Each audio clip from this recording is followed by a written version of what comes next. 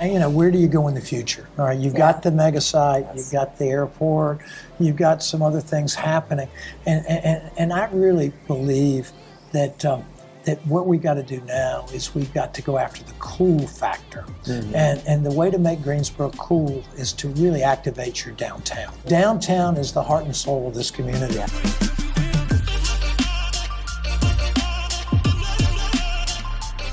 Welcome to the latest episode of Prosperity Builders broadcast. And Karen, what do we have going on today? Today we are so fortunate because we have Robbie Perkins with us. Robbie is going to talk about the economic development in the Triad and how it's really a team sport. Robbie, you've been involved in a lot of things in the Triad, and we know a little bit about you, but would you mind just kind of sharing us who you are and how you got here? Well, Karen, I've been in the Triad since 1979. I attended Duke University and moved over here, and my first job was commercial real estate. And 42 years later, I'm still in commercial real estate. In between, had a family of 5 children, have served 16 years on the Greensboro City Council and 2 years as the mayor of the city of Greensboro. My last year in office was 2013, but that doesn't mean you stop doing things in the community. And what I've found out over the years is that things happen with a lot of people working to make things happen. There's no one individual that's solely responsible for any large community project. It's a team sport, and there are many people and many organizations that have to be involved in order to see a successful project. You know, one thing I realize when I hear the story that you told the other night is it's not something that happens overnight. It takes a lot of nurturing, a lot of buy-in, and a lot of building trust and a direction, and then having the courage to take that step. Well, that's right, and I think that the news of the week is, of course, the Toyota announcement on the Greensboro Randolph Megasite, and that Megasite was something that I had a little bit to do with right at the end of my term as mayor of the city of Greensboro. We were in discussions with the county commissioners in Randolph County with Darrell Fry and his team about trying to put together a large piece of land to attract a large auto manufacturer into the Triad. And they had the land in Randolph County, but the utilities were a problem, and Greensboro needed to be involved in order to provide the water and sewer service for any major employer. So we were talking. We had several clandestine meetings at 7 o'clock in the morning down in Randolph County, and we entered in the back door so nobody could see you. And it was quite interesting. And it ended up being, okay, we're going to try to make this work. And then I left office. So I didn't have anything to do with it after that. But the Mayor Vaughn and Jim Melvin and others took an idea that really was generated out of Randolph County and ran with it. Melvin in particular was is the head of the Bryan Foundation, right? And he dedicated Mr. Bryan's money to optioning land to assemble the 90-odd pieces that are now part of the Megasite. So if that seed money wasn't put forward, the project was probably in jeopardy. But it would have also been in jeopardy if the Randolph County Commission wasn't really behind it, because they caught a lot of flack from the community for coming down and taking farmland and converting it for an industrial use. So there was real pushback on the County Board of Commissioners in Randolph County for the rezoning of that site. The obstacles of assembling the site in itself were incredibly difficult. Sam Simpson and David Joseph did a wonderful job of piecing together the real property. And of course, Jim Melvin the whole time was right behind, saying, we're going to make this happen, we're going to make this happen. That was only 10 years ago. And there have been some conversations in the community that it took so long to have a success at the Megasite. Well, really, 10 years is a very short period of time on something this significant. We did have our hearts broken in 2017 when the Toyota Mazda deal, we were right there, we were going to get it, and then the decision was made to go to Huntsville, Alabama. Right. And it broke our hearts. Yeah. But it also put us on the radar screen. And because of the way our triad leaders responded to that loss, I think it intrigued Toyota and kept them interested in coming back here with another project, because we are an incredible area. We've got super talented workforce. We've got people that have worked together, and clearly the group that made this happen, all the way to the governor's office and United States senators, and everyone was involved. The economic developers from Randolph County, from Greensboro, from High Point, all had to be involved in this. The Carolina Core people that have an initiative all the way up and down 421 from Winston-Salem all the way down to Sanford have been promoting it. So this is really a team effort, and without all the positive energy from the whole team, it would not have occurred.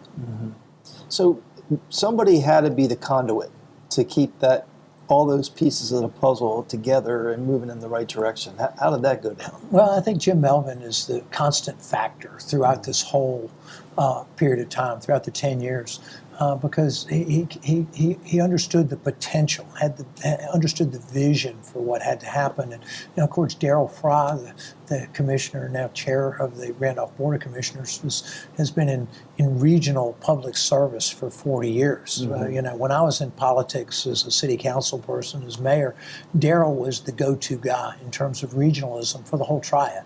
There was never a regional project without Darrell Fry for the last 40 years. Yeah. And because he understood that we are better together than we are trying to work on anything separately. Right. So the fact that Randolph County needed the city of Greensboro's utility system to provide the water and sewer for the Megasite, but for the availability of that resource, it wouldn't happen. It would still be farmland. But the fact is that the Megasite is only 16 miles from the center of the city of Greensboro. Wow, I had no idea it So was that close. it's very, very close. And the workforce necessary to support a Megasite needs to come from a lot further than the area immediately around that site. Right. Yeah. So it's all kinds of things. So you had your Brent Christensens and Lauren Hills and Sandy Dunbachs and the Randolph County folks. I mean, everybody was pulling together to make this thing happen.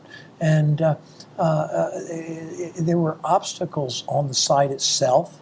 There's a set of power lines that run through the site that need to be relocated. Yeah. There's some two highway interchange that has to be put in on 421 into the site itself. There's discussion about creating a segment of interstate highway down US 421 and turn it into an interstate highway, because that puts a brand on the site. Sure. The North Carolina Railroad played a key part in this. Really? They are truly visionary. That was established by Governor Motley Moorhead in the, I guess, 1830s or so, Yeah. and it was to help economic development in the state. And they've got rail lines, but they've got resources that they can devote to economic development projects. And because of the Bryan Foundation's work in assembling some of the land, Jim Melvin went to the railroad and said, "Can you help?" And they said, "This is really a great idea." So they put their resources, which are considerable, behind it, and actually end up owning the majority of the site. Interesting. So it So really, the railroad bought a lot of the land. yes, and held it out so that Toyota could come along and then be the purchase ultimate that. owner. Be the Wow. ultimate owner. Interesting. So if you Jim Melvin talks about a trip that he made to Raleigh with, I think, Big Flo and Jim and so a couple of others, and they visited with Governor Pat McCrory and said, we want a megasite in our area. We don't have one. We can't bring a big employer in here, and you have to look at the context of that visit. Greensboro and the Triad lost 90,000 manufacturing jobs between 2000 and 2010 in the Great Recession. 90,000 jobs.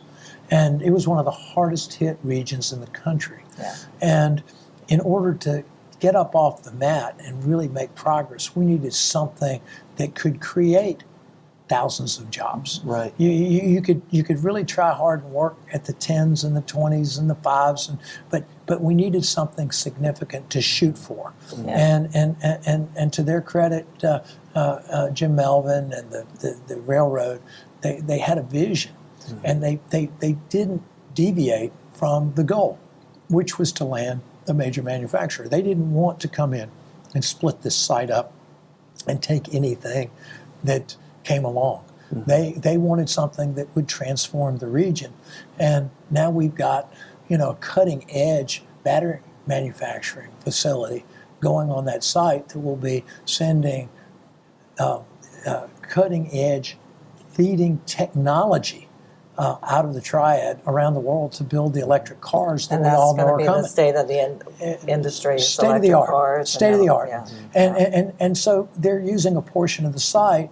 There was a lot of conversation at the announcement about what was going to happen with the rest of the site. Well, I don't know, but it seemed like from the tenor of the speakers that there are plans for the rest of the site. When it happens, we don't know, but it will happen at some point in time, and we'll be the beneficiary. But we have a world-class company that is on the leading edge of technology in the auto manufacturing business, producing essentially the engine of the future, which is these batteries for the battery-powered cars, right here, right down the road, 16 miles from the center of Greensboro. So it's exciting. Phenomenal. So It exciting. is awesome. phenomenal. And I've got to ask you, Robbie, how did they keep such a big thing so quiet and under the radar without letting it get out in the general public? It gets out ultimately. Yeah. But most of these large projects have code names. And so they won't even say that it's Toyota. It'll be Project XYZ or something. Right. And that's the way that they'll work on it. All of this has to be kept quiet because you've got several economic developers that are working on it. You've got folks at the state, at the Department of Commerce that are working on it. The governor's working on it. The President Pro Tem and the Speaker of the Senate and the Speaker of the House, they're working on it. And so you've got dozens of people that know about it, and all of them are taking their work very seriously. They're not out there to promote themselves. They're out there to work as part of the team to make something fantastic happen for our state and our region. So this is something that is really serious, and it's a competitive sport too. It's not only a team sport; it's a competitive sport. When someone's going to spend $1,300,000 on a plant, and this is the largest single investment in the history of the state, $1,300,000. I didn't realize that. When you're spending that kind of money, you're going to have competition for that site. This is not something that's going to be handed to anyone. Sure. You're going to have to compete for it, and the way our people competed, and the ingenuity and the persistence that all of them showed to see this thing through was remarkable. And especially when you get knocked down like we were when Toyota Mazda 17. chose Huntsville in 2017, to pick yourself back up, dust yourself back off, and keep going is a real tribute to it's who we are. Though That's a story in itself, right? Yeah, that's who we are. I mean, our that's the way people around here are. They're gonna go away. They may get knocked down, but they're gonna come right back at you. So, And I think it's going to help our whole industry. Like you said, there were a lot of factory closings. You were part of some of those furniture factory closings, and just it's going to help everyone feel better about themselves, get good jobs, and help our economy because we have lost some businesses. Well, when you're one of the things that was purely coincidental, but the day that Toyota announced the Mazda deal was going to go to Huntsville, we announced Publix on the east side of Greensboro. That's right. And Publix is a $400 million investment with over 1,000 employees. And it wasn't an auto manufacturing plant, but it was a really big, it was one of the top 5 economic development announcements in that year in the southeastern United States. It's a big deal. And that Publix facility is getting ready to open inside of 6 months. I think the utility work out there is ahead of schedule, and the building is, the first building is under roof, the second building, they're putting the roof on. That's 2 million square feet. And if you haven't been out East Wendover Avenue going towards We've Sedalia, seen that. I remember driving down there. What is that? You need to go out there because the it's sheer great. size of that facility It's awesome. is unbelievable. Yeah. And the reason it's there is because it'll connect back to the Greensboro Urban Loop. And the Urban Loop, of course, is 47 miles around the city of Greensboro. The last leg will be completed a year from now. Yeah. So that leg from North Elm Street over to 29 is the last leg. And then you'll be able to go all the way around the city on a 47-mile loop. Yeah. Publix is going to go west on US 70 to the loop, and then it's trucks can go anywhere. It can go anywhere. They've got choices to go anywhere. So it's and that's one of the things. I mean, our nickname was the Gate City. Right. And that's because the railroad came through here. And we still are the Gate City. It's just that we have more highways than anybody. We've got 5 interstate highways coming through this region. Yeah. So it's pretty remarkable. And then on top of the Publix thing, we've got a lot of activity surrounding the airport. Official announcement hasn't been made yet, but of course the name was leaked that the Boom folks are talking about building a supersonic jet here in the Triad. Now, I hope that the announcement is not premature. That they Gets will to the finish line. They will get to the finish line there because that would be another incredible. Yeah, I think I heard something that United's already pre-ordered 50 of those. They've got 15 on hard order with 35 as options. Yeah, that's incredible. But you're looking at something that's really transformational. So if you can get Toyota on one side and Boom on the other, that's so we've got incredible. State-of-the-art airplane travel, the cars and all the electronics and battery travel. State of the art. State of the art. We need that. That's the future of Greensboro, and that vision is that Jim saw, you saw, and a lot of people came together and made it happen. And that's what you said earlier. All these ideas are there, but how do you make it happen is what counts. And a case study that I was heavily involved in is the Tanger Center in downtown Greensboro. And we were faced with a tough situation. And I was mayor at the time, and we had an aging War Memorial Auditorium. And that facility was really functionally obsolete and falling down. Yeah. And shows were going to stop coming here because it was so old and antiquated. And you really couldn't be the third largest city in North Carolina without a first-rate performing arts center, because the arts is a part of our community. Culture. It's a part of our soul. And you're not going to attract the Toyotas and the Booms and the doctors at the hospital or the professionals that need to come in here unless you've got a vibrant arts community. Right. And so we had to figure out what to do. And the decision was made, and several folks in the community challenged me, you got to put this thing downtown. And it was always out at the Coliseum. But we said, we really do, because there really isn't any plan B to revitalize our downtown. And fortunately, we bought the land. I left office. Mayor Vaughn continued, and now we have a 3,000-seat performing arts center at Elm Street and Bellmead in downtown Greensboro that's drawing $400,000 a year. I mean, you're Yeah. looking It at is so And that's state-of-the-art, exciting too. see and that is state of the art. It is so Yeah. phenomenal. And I've been to 3 plays there and Yeah. loved each one, and look forward to going back to another one next week. You know, Yeah. it's just Yeah. it's just incredible. But I turned around last night. I went to see Dear Evan Hansen on Sunday night. And at the end of the show, the audience gave the cast a standing ovation. And I just turned around and I said, I can't believe that I'm standing here in Greensboro, North Carolina. It's like a dream come true. It is Yeah. truly a dream come true. But something like that happens, you have to study this stuff. So you get the idea. And what we did with the Tanger Center was you put we put together a task force.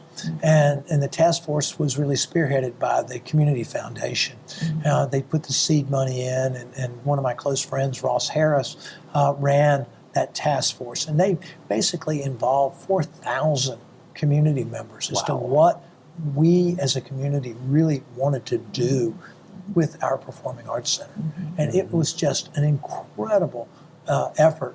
And processing all that information and but just what people really want. You have to ask the people what they think. Nobody can be a dictator in this stuff. Doesn't work. Everybody, it's got to clearly be for the benefit of the people in order to get the public resources together to do this. And then, of course, you had the dynamo Kathy Manning that raised over $40 million of private sector money for that to supplement the city's money for this $98 million Performing Arts Center. Right. It was just an incredible deal, and people in Greensboro are so generous. You know, if you had to look at one thing in our community that I've always thought was our greatest strength, this is the giving spirit of our people, and the community volunteerism, the way people want to get involved. And Greensboro is a city that you don't have to be born here in order to do special things. You know, you can move here and within a very short period of time really be an active participant in our community and make good things happen. You just have to want to do it. That's a great thing to let a lot of people know, is that you don't have to be a longtime Greensboro resident. You can come here, get involved, start, like you said, you found a candidate you like and put out their campaign signs. That's right. I mean, I'm get involved in the community. I moved here, married, young, first job, and I really didn't know a whole lot of people. Yeah. And you just start talking to people and getting involved. And the hardest thing is making that first telephone call and going to that first meeting and say, I'm here. Yep. And then being Can I come in? and being willing to work hard and do what you say you're going to do, show up, be productive, be positive, and good things will happen.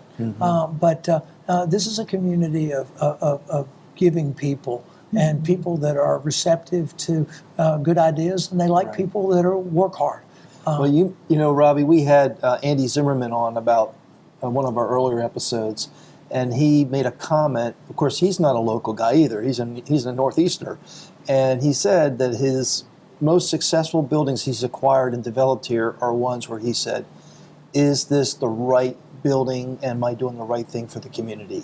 Not the ROI, not the profit loss analysis in advance. Is this the right thing to do for the community? Since they have been the most successful places for him because the community accepted it and it worked. And I mean, that's what you guys are doing. Well, one of the real challenges, and where do you go in the future? All right, you've got the Megasite, you've got the airport, you've got some other things happening, and I really believe that what we've got to do now is we've got to go after the cool factor. And the way to make Greensboro cool is to really activate your downtown. Right. The downtown is the heart and soul of this community. Yeah. And we've got one of the great spine streets in the southeast in Elm Street.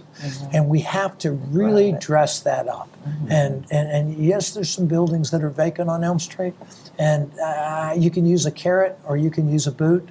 I don't care which one you use. Get the daggone buildings cleaned up, get them dressed up, and let's create that special place.